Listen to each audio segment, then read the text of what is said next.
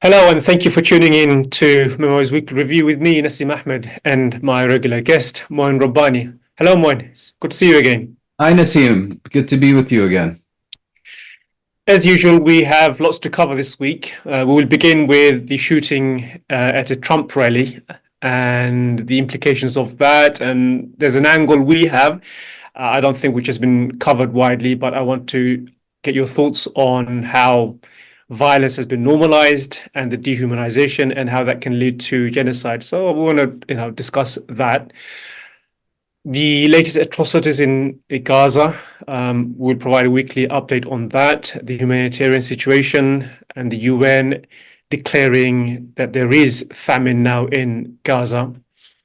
We'll analyze also President Biden and the decommissioning of the so-called humanitarian peer, and also his admission that he regrets not being able to do more in exerting influence over Israel. What's that all about? And I found his admission quite bizarre. It's a superpower at the end of the day. And we will be asking if the new UK Prime Minister Keir Starmer can withstand US pressure not to pause the previous government's challenge to the ICC. There's been developments on that. We discussed it last week, but there's been further updates on that. So I want to touch on that and complete our conversation by looking at the alliance between global Zionism and the global far right and the ramifications of that. But let's begin, as I said, Moin. Following the shooting yesterday at a Trump, I think Saturday, there's been a lot of conversation on the language that's being used and the demonization of opposition, in this case, Trump. So there's growing concern over the normalization of violence in politics. And there's a general call, not just in the US, but here in the UK as well, to be mindful of the fact that words have consequences. And these, to me, are all sensible goals to achieve. But in the same way, I think, given the focus on language, I think it's important for us in this review to ask what are the kinds of words and language used by Israeli leaders and Western leaders that have not only normalized violence against Palestinians, but also words that have fueled what is now a genocide. Palestinians have been called human animals and all kinds of things. So I think we need to, just really ask how words have been weaponized against Palestinians to justify and defend this genocide.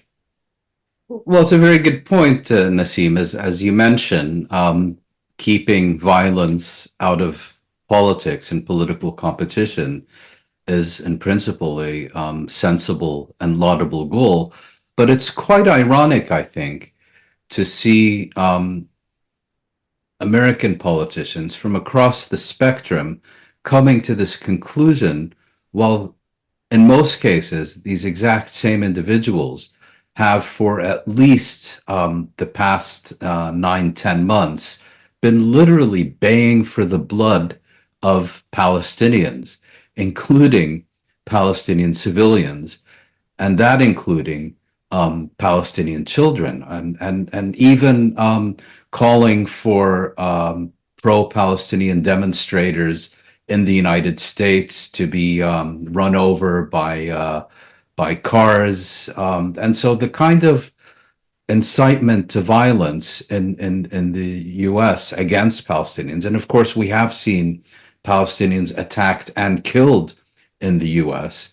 And those attacks have been directly linked to these kinds of insightful statements made by those in power in Washington, including President Biden himself. So, yeah, it is a bit ironic. And of course, the dehumanizing incitement against Palestinians, not just their leaders, but against Palestinians as a people, has a very, very long and deep history in the United States. I think it would be calling for more self-awareness than is available to suggest that American leaders and politicians should reflect on their statements and how they impact real lives around the globe, previously in Iraq or Afghanistan, and now particularly in Palestine and in the Gaza Strip. But I think that would be asking too much.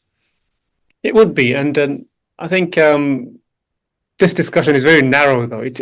Within the context of Western politics that we need to be mindful of not peddling tropes and fueling violence, but it never comes within the context of how our words and the language we use and the dehumanization of Palestinians and Muslims generally. We speak of Muslim hate preachers or Muslim hate mongers, but many of the politicians you will find in the Republican Party, in particular in the US, they are, if not more of what you would say hate preachers than some of the mullahs and the extremists who are always on the front cover of many newspapers in the West. But so I think that there's an irony there, and there's a real lack of awareness of the fact that many of the Western politicians themselves have been hateful towards an entire population, Palestine, of course, an entire religion in some instances, the religion of Islam, how they've always accused many Muslim leaders of being hate preachers. But, it's something that's relegated to the religious space, not the secular space. That's quite an interesting development. But on related to that, I think that there's also a recognition that this will boost Trump's chances of becoming the next president, and regional governments see Trump as increasingly likely to win. So, what will be the ramifications of that, not just in terms of Gaza, but also the region as well? If the assumption in the Gulf and the Arab countries is that no, Trump is going to become the next president. Well, it may well be premature to make any determination about how this attempted assassination of a U.S. presidential candidate will affect the U.S. election contest. But what we have seen are reports that leaders in the Middle East have already concluded that as a result of this development, Trump's re-election prospects have been substantially boosted, and that they're even beginning to look at President Biden as something of a lame duck before the election has even been held.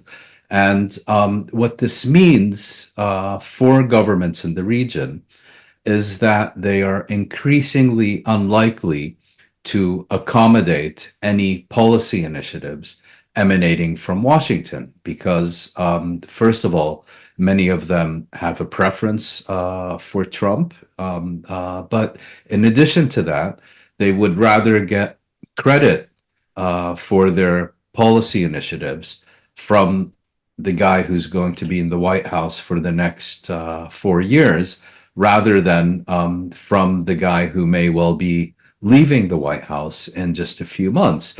And so this has, I think, significant consequences if we look at Gaza specifically, of Netanyahu being even further emboldened and feeling that he can, excuse me, both basically resist and ignore any requests, or, to use an exaggerated term, pressure coming from the White House regarding so-called day after scenarios.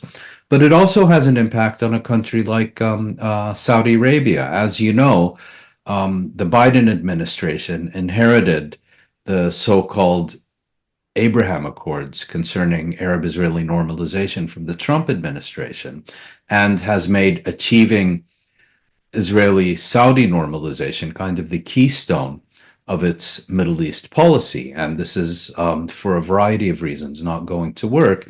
But I think the Saudis may well have concluded that they can proceed with this after Biden is replaced by Trump, and that they can perhaps limit it to a bilateral U.S.-Saudi agreement, in which it's essentially reduced to a U.S.-Saudi transaction, in which each gets key goods that they're looking for, while at the same time keeping Israel out of it, because, the centerpiece for Biden and Blinken has been that Saudi Arabia will only get those commitments it is seeking from the US in exchange for recognizing Israel.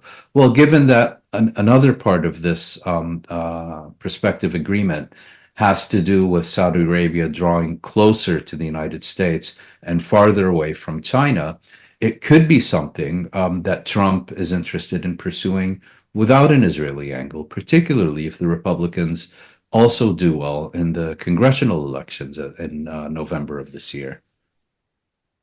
Yes, I think it was important for us to address this issue beforehand, before moving on to the situation in Gaza this week. There's been another atrocity. More than 90 Palestinians in Al-Mawasi area in Khan Yunus in southern Gaza have been killed. It seems this time the target was what Israelis claimed Mohammed Deif, and having initially claimed to have assassinated the commander-in-chief of the Izzuddin Qassam Brigade, the Israeli army has now retracted that statement. So tell us, who is Mohammed Deif, and what kind of army kills nearly 100 civilians and fails to hit its target? Well, I think first of all, we have to question what the actual target of this attack was. The Israelis have claimed that the target of the attack was the military commander of Hamas's Izzuddin al-Qassam brigades, Mohammed Deif, and the commander of Hamas's Khan Yunus brigade, Rafat Salama. It claims, without providing any evidence, that Salama was killed, and says the verdict on Deif is still out. Hamas, for its part, has stated that Deif was not even in the area that was bombed at the time of the attack. It would, of course, be useful if Hamas could substantiate its claims that Deif is, in their words, alive and well, and mocking the statements being made about his death by Israeli leaders. But so the Israelis claim this was a precise, targeted attack on a building located above ground where Deif and Salama and a number of other Hamas commanders were meeting. Now, if we take their claims at face value, it immediately raises a question of, if this was a flimsy above ground structure, why was it necessary to hit this area with, I think, 13 separate bombs and missiles, including a number of the famous 2,000-pound bombs? Not only that, but this attack took place within what Israel has designated as a safe zone, a humanitarian zone in Mawasi. And again, the question has to be asked: did Israel really have any intelligence about Deif, and was it trying to hit him in what appears to be a failed assassination? Or was the real target of this attack to sabotage ongoing talks about a ceasefire to serve political objectives of the Israeli government, and to deliberately massacre over 90 civilians in a designated safe zone in order to provoke Hamas into either withdrawing from the negotiations or hardening its negotiating position? All indications are that it was the latter. And I guess, it's quite obvious what kind of country or state targets civilians while failing to achieve its goal. And this has happened a number of times. Israel has targeted what it claims to be Hamas terrorists and leaders, but failing to do so, but while doing so, killing dozens and dozens of Palestinian civilians. So that's been a pattern. If I can just interrupt, if you'll excuse me, interrupt and add to that. We've seen this pattern repeatedly, in fact, routinely, throughout the last 9 months, and in previous Israeli assaults on the Gaza Strip.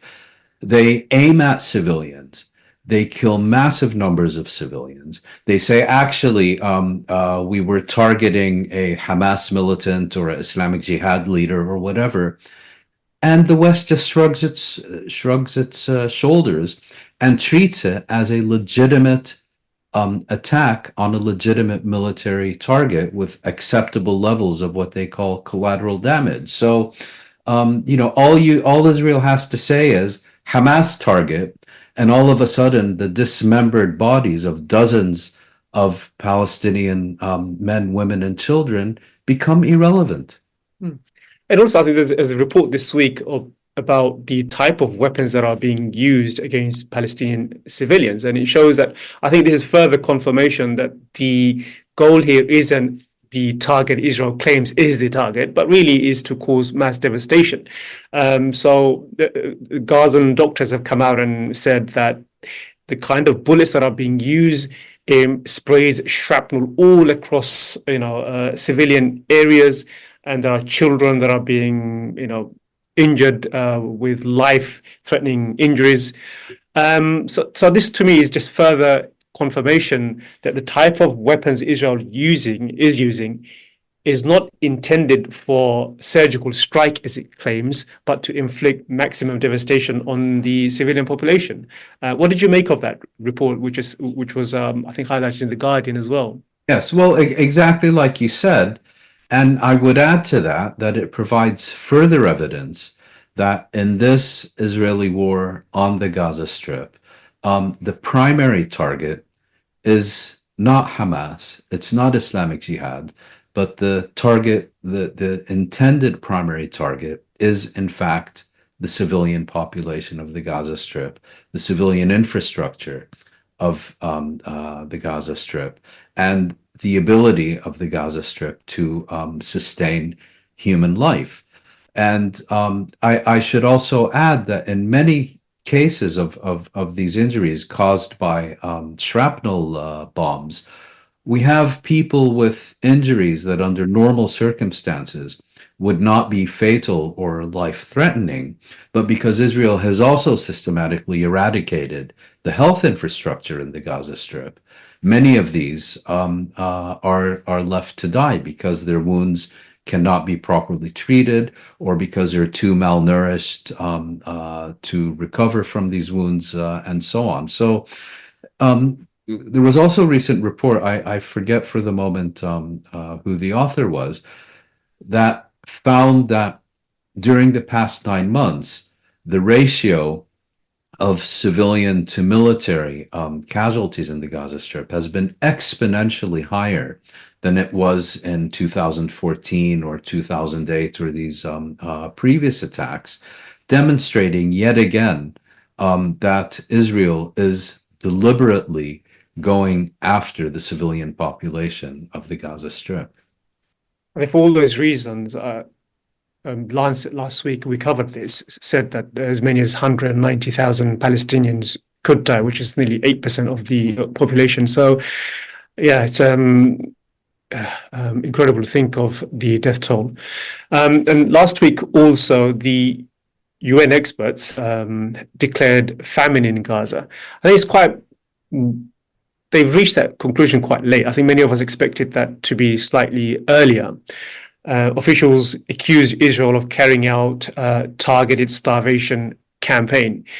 So there is a bit of confusion. Israel is saying that it's not the UN who has declared Gaza to be, suffering from famine, but 10 UN officials. I mean, what's the distinction here? And if it is designated to be a famine or has reached the level of a famine, what institutions are going to be mobilized? Is there going to be any change in addressing the famine in Gaza? Well, my understanding is that determining famine is a fairly technical issue, and it requires, for example, a certain number of deaths per thousand based on clearly identifiable factors and so on. And the problem here is that in the Gaza Strip, first of all, much of this, let's say, technical assessment simply cannot be done because many of these agencies have no or limited access to the Gaza Strip. And in any case, Israel is constantly going after humanitarian aid workers and has killed, I think, over 250 so far.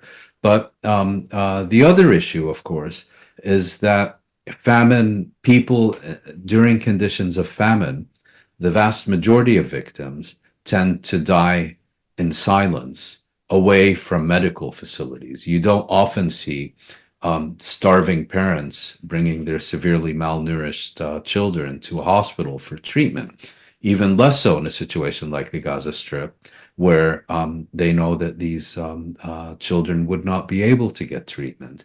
And so we have seen multiple cases of skeletal children, of children dying from malnourishment and lack of food and sustenance, and so on.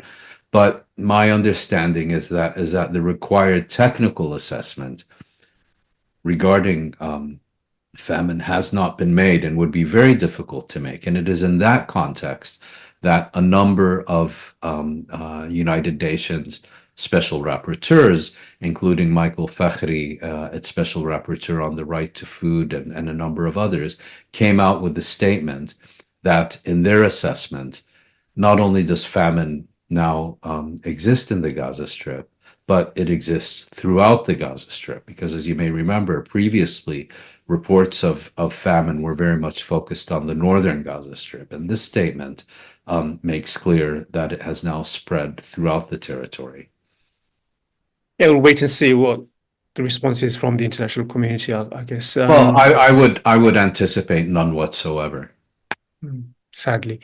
We've spoken about this a few times, but last week was the final announcement that the US will decommission its pay on Gaza. It's been really an embarrassing initiative by the US. I know it's not on the scale of the Iraq War or the withdrawal from Afghanistan, but it's really humiliating for the Americans to have really messed up in the way they have with this pay. So talk to us about that, and what does it do for American the image of the US around the world? But also, I mean, I want to add to that. Just we've watched two. I want to bring this in. We've watched the Copa America. We've watched the Euros finals. The Euros in Germany was run really smoothly, whereas the Copa America, which was held in the US, it's been shambolic. Yesterday, the game was delayed, the final, by an hour and a half. Because of failure to manage the crowds. There's screaming and crying supporters. The managers of various teams came out condemning the American organizers. So it seems like this is really another example of America in decline, failing to host a tournament, failing to put together a pay in Gaza for humanitarian reasons. So, I mean, just what does it do for the image of the US around the world? Yes, it's not exactly mulberry on the beaches of Normandy in June 1944. You can certainly look at it that way, as a technical and operational and political failure that has resulted in very substantial embarrassment to the American reputation on the global stage. I would suggest we look at it another way, which is that this is a pier that was never intended to be a pier. This was an initiative that was never intended to provide life-saving supplies to the Palestinian population of the Gaza Strip. This was a political initiative whose sole purpose was to divert attention from Israel's US endorsed and supported and enabled medieval siege of the Gaza Strip. And if you look at it that way, it was a smashing success. All people were talking about for a period was the pier this, the pier that, to the extent that the focus on what was actually happening in the Gaza Strip was very much diminished. And of course, there are also reports that this pier played an important role, an important supporting role in the Israeli raid into the Nusayrat refugee camp about a month ago, where Israeli forces managed to rescue 4 of their hostages and kill over 200 Palestinians who were residing in the surrounding area. So I think if you consider what the pier was designed to do, and what it actually achieved, as opposed to looking at kind of, the formal statements being put out by the White House and Samantha Genocide Power, and the others. I would argue the pier was actually a great success. Yes, I mean, that's one way of looking at it. I mean, it was quite ironic that this announcement was made in the same week as Biden saying that he wished he could have done more to rein in Israel and to stop the genocide. Well, he didn't use the word genocide, but stop Israel's military operation in Gaza. So one thing he could have done probably is to make sure that the P had worked. But generally, though, I mean, what do you think of Biden's remorse? He literally said that he wished there's a lot of things in retrospect I wish I had been able to do and convince Israel of doing. That's what he said at a NATO summit. What else what could he have done, and why wasn't he able to do it? Pierre is just one example of so many other things he could have done. And what does it say about the fact that he wasn't able to, as a superpower, be able to exert and impose his will and US power on what is basically a client state in the Middle East who needs American support to survive? Well, I think, we, particularly after his catastrophically amusing debate performance, we now tend to see Biden as kind of I think dotard is the word that was used about his predecessor, and as kind of someone with significant cognitive challenges and all the rest of it. And that may all be well and true, but when it comes to Israel and the Palestinians, Biden is completely on top of his game. He knows exactly what he's doing. He is consistently making informed choices. And what we are seeing in Gaza is exactly what Biden wants and exactly what he hasn't intended to happen. You know,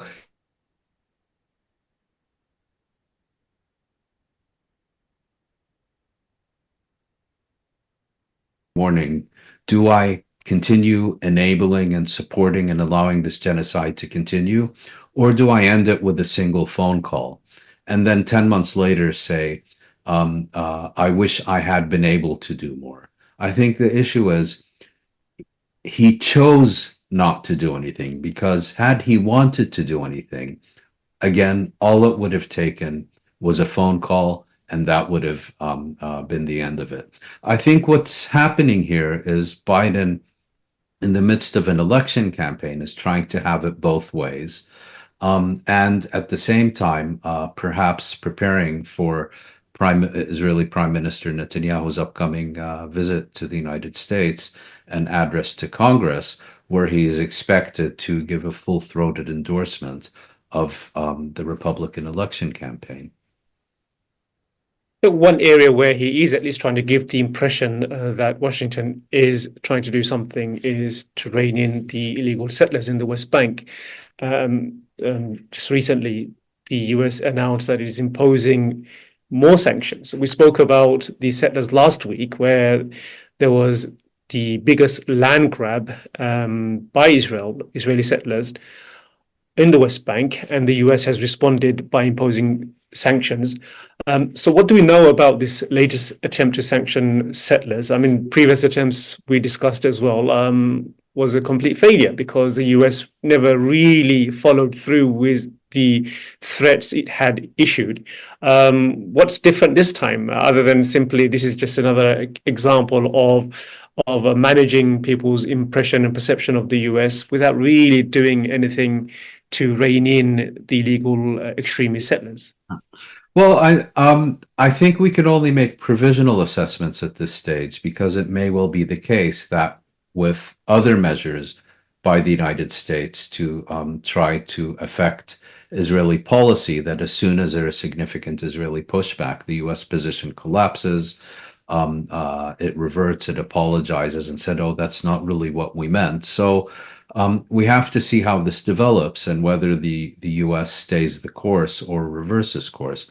Having said that, I think it's entirely appropriate to make two observations. The first is that this US initiative really misses the mark because settlement and settler violence and settlement expansion and Palestinian dispossession and ethnic cleansing of Palestinians in the West Bank is a state project in which settlers function as the vanguard, as an auxiliary militia, which is armed by the state, which is enabled by the state and the Israeli military, and so on. So the idea that you can seriously come to grips with the settlement question without directly addressing the role of the Israeli state or sanctioning the Israeli state and its institutions is, I think, pie in the sky. Having said that, I also don't think we can be entirely dismissive of these new measures, excuse me, that were announced by Washington. And the reason is because this time several settlement institutions have been placed on the blacklist. And these also have links with the Israeli government and Israeli ministries. And, financial institutions and banks in particular tend to be extraordinarily cautious about exposing themselves to retaliatory measures, particularly by the US Treasury. I mean, we've seen that in the case of Iran, where even after the 2015 nuclear agreement was reached, banks wouldn't touch Iran with a barge pole because they were concerned that at some level, some sanctions might still be in place and that they would then be denied access to US financial markets. So if banks behave with similar caution in response to these latest measures announced by the United States, it could have a knock-on effect in which banks, out of an abundance of caution, began gradually withdrawing from participation in Israel's settlement enterprise. I think it's premature to say that that is actually what can happen, but it is one possibility that demonstrates once again how often pressure on corporations can in fact have more results than pressure on politicians.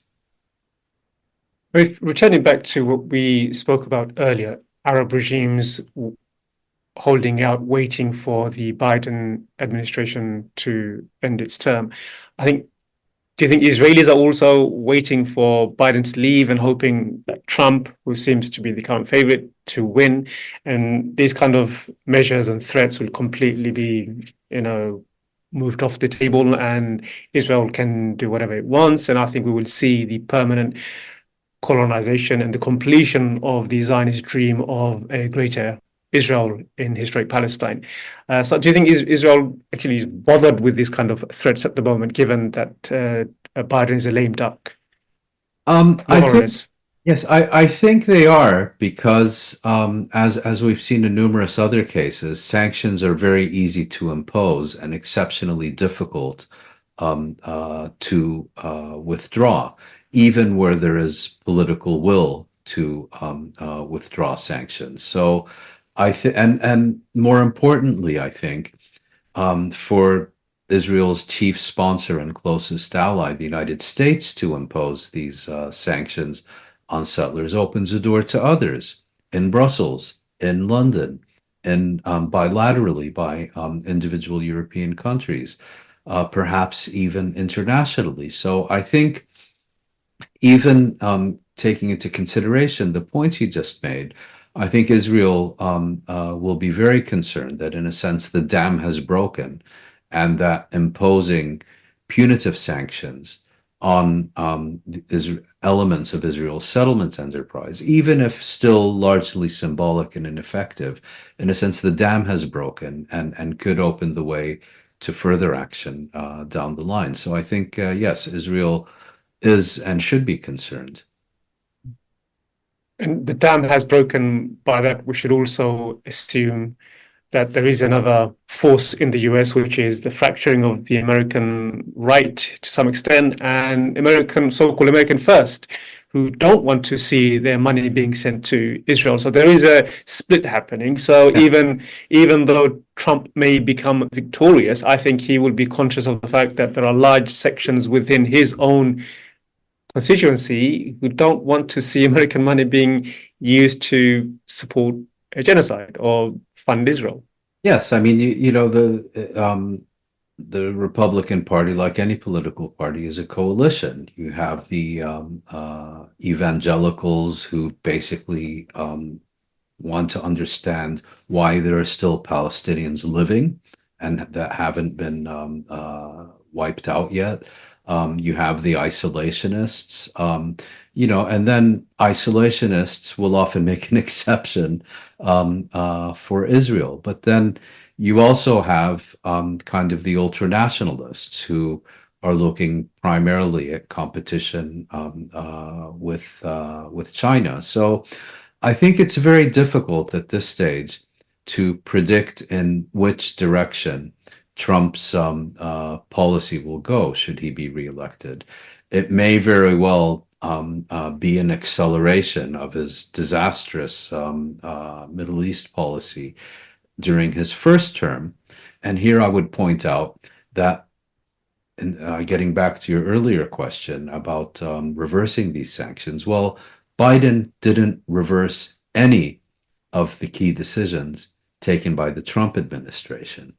And in fact, made one of those decisions seeking Arab-Israeli normalization at the expense of the Palestinians, the keystone of his Middle East policy. So, this idea of Biden good, Trump bad, I don't think is really validated by reality. I think it makes more sense to look at successive US administrations as a continuum where each one tends to build upon what its predecessor has done. And having said that, certainly given the record of the Biden administration, it's not particularly easy to suggest at this stage that Trump's Middle East policy would be oh so much worse. It's certainly possible, but what could possibly be worse than what we've seen this past year coming from this Democratic administration? Yes, and we have to acknowledge that this, what many consider to be a genocide, is taking place under Biden's watch. So, we spoke about the weapons being used, the 2,000-pound missiles. These are all Biden-funded missiles. So, yeah, let's not forget that. And we've also spoken quite a lot in previous episodes about what Gaza post-genocide would look like. And Hamas has offered a suggestion, which is that there should be an independent, non-partisan Palestinian government to run the Gaza Strip and the occupied West Bank. So this, of course, will be a non-starter for the Israelis, who's committed to destroying Hamas, and they don't seem to be close to doing that.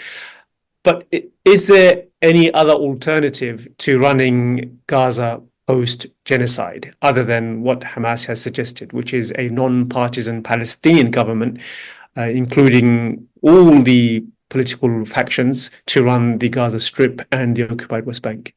Well, I think there are two fundamental issues at stake here. The first is who chooses who represents the Palestinians. Is it the Palestinians themselves, or is it Israel and the European Union and the United States who determine who represents and who governs the Palestinians? Here you have a clear initiative that says, no, it shouldn't be Hamas hegemony.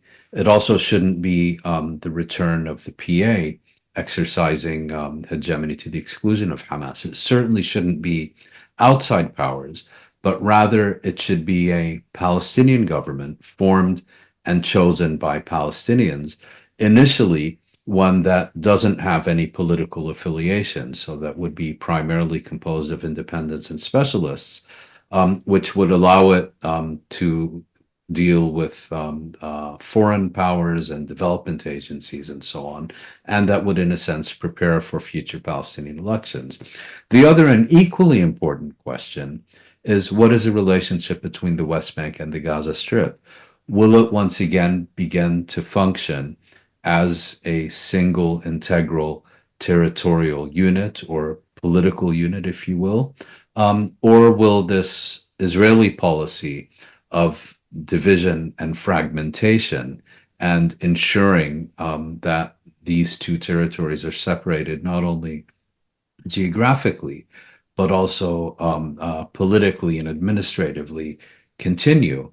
And I think those are the two issues that that Hamas's initiative seeks to address. I think there's little chance of it being accepted, certainly not by Israel, as you mentioned.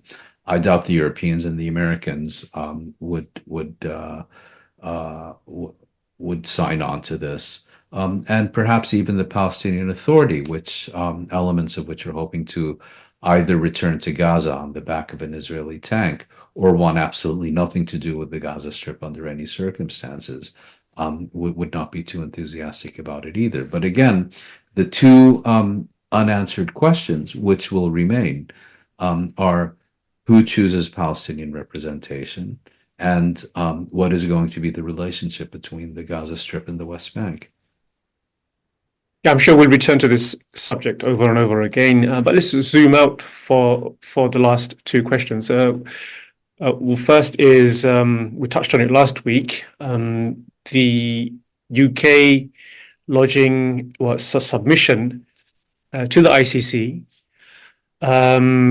questioning its jurisdiction over issuing a arrest warrant for Netanyahu and Yoav Gallant.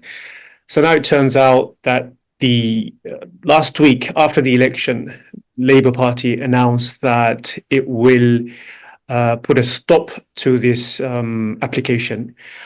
There's now reports that the US is pressuring the UK government to uphold that legal challenge. And there's also concerns here in the UK expressed in a number of outlets saying that this is really the first moral test for Keir Starmer. Can he stand up to the US and do what he has pledged to do, in this case, not go through with the submission by his predecessor? Do you think Starmer can withstand the pressure? I mean, what do you expect him to do? I think there's been new developments today, actually. But I mean, can you shed a bit more light on that? Well, would Starmer want to resist U.S. pressure is, I think, the more pertinent question.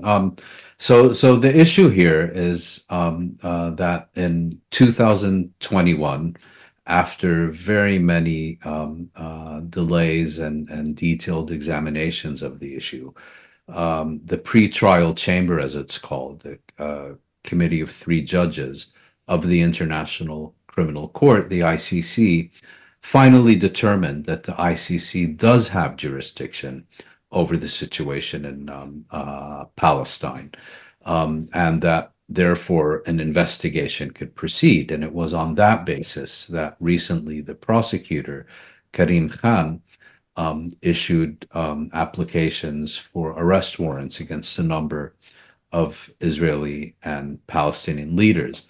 What has happened since then is that the previous British government lodged an objection with the International Criminal Court, challenging its determination that it does indeed have jurisdiction over the situation in Palestine. And in doing so, it relied on an aspect of the 1993 Oslo agreements, and particularly the 1995 Oslo II agreements, by which the PA essentially gave blanket impunity to Israel for any crime it commits against the Palestinians. And the British are saying that because the Palestinians have basically given Israeli impunity to commit any crime they want against the Palestinians, therefore the ICC does not have jurisdiction. That's the background. And I think one other aspect is, of Let me course, just jump in. The logical conclusion of that is that Israel can commit a genocide, mass murder Palestinians. No one can do yeah, anything about it. yeah, that's exactly what the British position is. And interestingly, were this British appeal, which is now being supported, of course, by a number of other governments, I think the Czech Republic was the latest to sign on, were this appeal to succeed, the ICC would be prohibited from investigating or prosecuting any Israeli who commits crimes on the territory of the state of Palestine as recognized by the ICC. But the ICC would still be free to prosecute Palestinians for crimes they committed, because the other aspect of the ICC's jurisdiction is that it has jurisdiction over all nationals of that member state. So that would create a pretty Kafkaesque situation. But that is basically what London is advocating.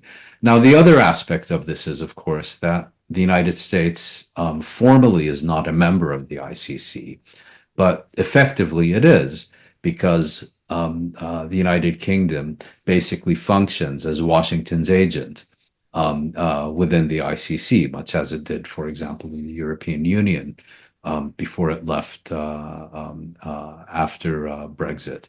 And so what has happened is that during the election campaign, the British Labour Party suggested, or I believe immediately after the election campaign, the British Labour Party indicated that it was going to withdraw this appeal that had been lodged with the ICC by the outgoing Tory government. But now the UK Foreign Secretary, David Lammy, is meeting with Netanyahu in Tel Aviv. He's getting his marching orders from Netanyahu. Starmer got his marching orders from Biden at the NATO summit last week. And all indications are that, as should have been entirely expected, I would add, that any pretensions of a change in British policy towards Palestine has collapsed at the first hurdle. Yes, I suspect you will be right there. And reports today from Israeli sources is that Starmer has reversed his decision to withdraw the submission. If I may, I find that report entirely credible, but I would also not totally exclude the possibility that these reports are being deliberately announced in the Israeli press as a means of generating pressure on the British government, in the sense that if such a decision has not yet been taken, to make it that much more difficult for London to say, actually, that's not what we decided. Yes, and London hasn't come out, has not issued a statement on this explicitly, so we'll have to wait and see. Let's finish on another key development from the past week, which is the election in France. One of the things that happened during that election is, first, Macron saying that Israel's interference in the French election is, to quote, unacceptable. And the interference is talking about is a number of Israeli ministers saying all kinds of things. First was the diaspora minister, Amichai Chikli, I think. And he gave his full backing to Marine Le Pen. And he said that this is the position of the Israeli government in another statement. And Lieberman, another Israeli politician, he called all French Jews to immigrate, leave France and move to Israel, fearing the left-wing coalition. So that was another example how the global far right and global Zionism are really becoming strong alliances at the expense of Jewish minorities, not just in France, in various parts of the world. All this happened while a number of Jewish leaders in France protested against Israel's support of Le Pen, knowing its history, knowing what it represents. So there seems to be a growing divergence between the interest of Israel and the interest of Jewish minorities in the West. who, let's be honest, whose interests lie with other minorities like Muslims and other faith communities, minority faith communities. What did you make of that situation, and what can you say about the fact that there is a big divergence now between the interests of Israel and the interest of Jewish minorities in the West? Always has been like that. The history of Zionist involvement with anti-Semitic politicians and movements and forces is very long and sordid, going right up to its efforts to curry favor with the Nazis in Germany in the 1930s, where it was the Zionists who took the initiative to smash the Jewish boycott of the new Nazi government, and even including efforts by Yitzhak Shamir, a man who would later become one of Israel's longest-serving prime ministers, during the Holocaust in 1941, to propose an alliance with Nazi Germany on the basis of shared ideological values. So there's a very long history here, and therefore this should be nothing exceptional, except to those who think that Judaism and Zionism are one and the same thing, or people who continue to insist that there's really no distinction between anti-Zionism and anti-Semitism. I mean, the party headed by Marine Le Pen, after all, was founded by her father, Jean-Marie Le Pen, who's a former veteran of France's colonial war in Algeria, who was convicted by a French court of dismissing the Holocaust as a minor detail of the Second World War. Yet now Marine Le Pen is hailed by a serving Israeli cabinet minister, Amihai Chikli, of Minister of Diaspora Affairs, as the best possible outcome for Israel. And it would be the best possible outcome for Israel, because extreme right-wing parties are these days fanatically pro-Israel. So he wasn't freelancing. And he said, you know, Marine Le Pen deserves 10 exclamation marks. That is what Israel wants. But again, the issue, as you pointed out, Nassim, is that what is good for Israel and what is good for the Jewish populations in the countries where Israel seeks to curry favor with its most extremist forces are very rarely one and the same thing.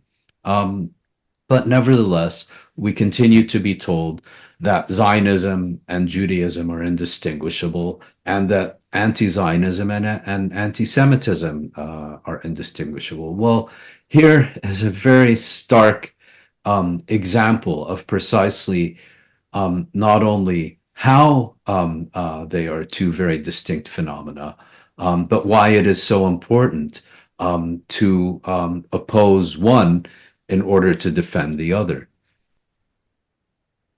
As always, Mon, it's fantastic talking to you, getting your thoughts of Thank the you. week's event, you know, and I want to thank you for tuning in, wherever you may be. I want to and see you for another episode of Memo's Week Review next week. Bye-bye.